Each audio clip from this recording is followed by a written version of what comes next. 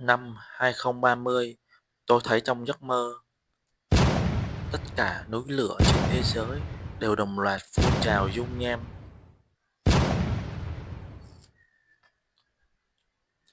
Tôi thấy nhiều khu rừng bốc cháy lớn, nhiều thú vật và con người bị chết cháy.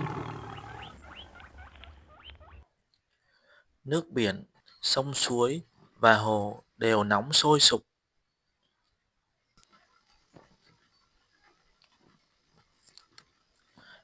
Lúc đó, tôi thấy mình đang ở trên một chiếc thuyền bằng gỗ.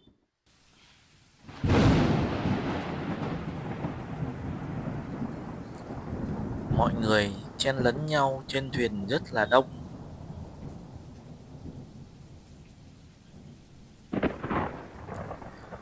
Nước biển đang nóng sôi sục. Nhiều người bị té xuống biển chết.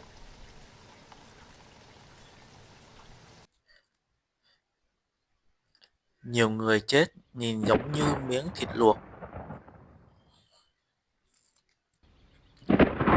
Tôi thấy sợ quá, cố gắng bám chắc vào thành tàu.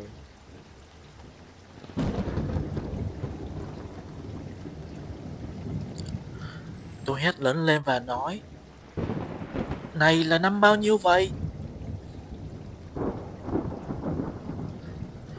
Có chị kia nói lớn: "Này là năm 2030."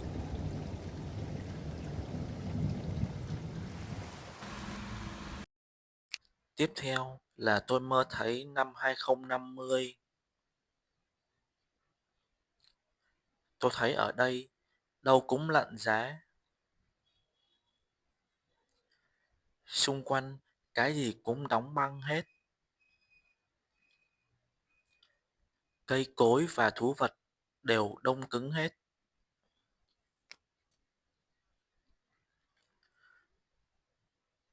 Con người phải xuống hầm trú lặn.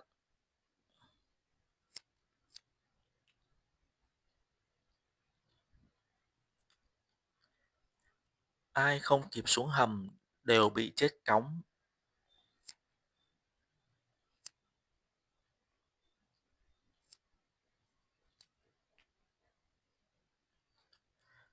Mọi người trong hầm nói: "Nay đã là năm 2050 rồi."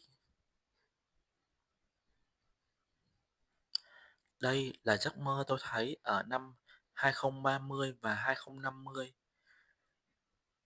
Liệu điều này có xảy ra không?